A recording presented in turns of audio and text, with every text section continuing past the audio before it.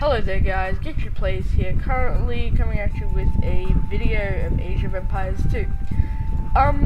So in this video I'll be showcasing a feudal war and commentating on it. So without further ado, let's get right into it.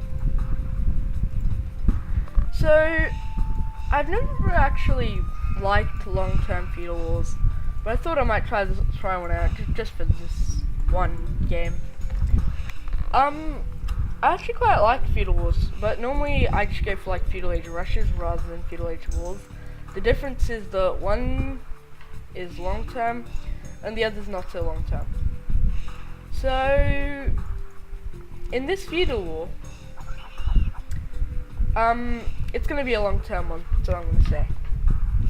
So in the Dark Age, let's see here, no one lost a villager to a boar yet, which is in my opinion a fairly good thing.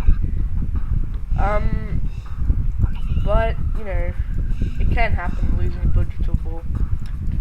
So you can see here that my strategy, I don't necessarily have a build order for feudal wars yet.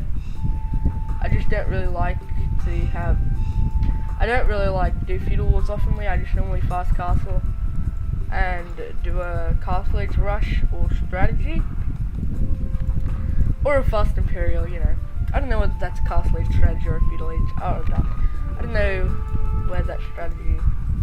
Yeah, I think it's a castle age strategy. Fast imperials, fast castle strategy. So a feudal war opening, in my opinion, would be to have a stable and an archery range, open things up with scouts, and then go into archers. Now, the problem with this scout rush is, you see, he has managed to spot my stable, so he is indeed getting a couple of spearmen out, stopping my scout raiding pretty well. However, it's a little bit too many spearmen to deal with, and you can see here just topping it off with archers. We'll just see how this continues. So here, you can see these villages. That's a lot of idle time. Might really delay a castle each time. But you see this archer is gonna pick up a freebie, maybe? No. Well, maybe. Yep. 3 villagers actually gonna pick off. So comparing population, 46 population up against 35. The difference isn't necessarily too large, however there is a huge difference in who's gonna get to the castle age first. You see, me over here, I am a little bit close to the castle age, but still not close enough to the castle age in order to, you know, manage to get there before him. Now, he's going for a boom. He knows if he booms quickly enough, I'm going to be slightly behind on the economy side of things. Which is true, because I don't have a second town center yet. However, just the sheer raiding, as you can see here, these skirmishers are just going to come over, do a little bit of damage. Gonna look for my gold, in my opinion. I think he's looking for my gold. I don't think he sees my gold yet, does he? No, he does not see my gold. My gold's like one of the last things he actually spots in my base. So here I've got some cavalry archer raiding, because I am the Huns. I do get the cheap cavalry archers, you know, just doubling up on stables and archery ranges so I can get more units out quicker. You know, just maximizing the amount of raiding I can possibly do. Now he's playing as the Celts that I mentioned. So he was going for an archer rush and use that woodcutter bonus to his advantage. And at this stage he's really being forced not to go into archers. He's been forced into knights, which is something you don't really want to do as Celts, because you don't get bloodlines, and that's going to drag you down pretty well. So here I'm just finishing up with the boom. Going on with the siege workshop. Spearman over here, kind of just on guard, just in case. Not much you can do at this stage.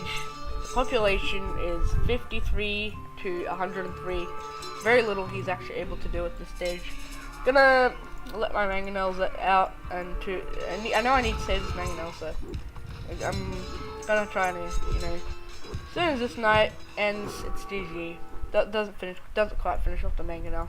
That means his town center is gonna go down twice as quick. However, one thing that was going his way was that town center was on top of the hill. meaning it did take less damage and would deal more damage to these knights over here. So, taking a look at some of the after-game statistics of this battle, you can see score, I had 2,000 more. For units killed, I got a lot more, and he got a lot more for units lost, of course. The 24 he did kill, very little of my economy he actually damaged. Now, taking a look at the economy stats, you can see he did collect a little bit of stone. I guess he had 6 villages on it. I don't know what that town center was actually doing. You know, what happened. I did collect a lot more gold. You know, I did need to afford the knights and cavalry archers. He collected a fair bit of food and wood, but I just outweighed him because my economy was so much stronger. Taking a look at some of the technology stats, I got to the castle age a lot later than him. However, I did get to the feudal age a little bit earlier, allowing me to, you know, just make sure that I do get those scouts out before he gets any sort of feudal age army out. Now, for those of you who didn't notice, he went up to the castle age at 22 population, which is not exactly the best thing you want to do. He went to the feudal age at 22 population, not the castle age. Oh my gosh. I explored a little bit more of the map, mostly in the late game to find those lost relics.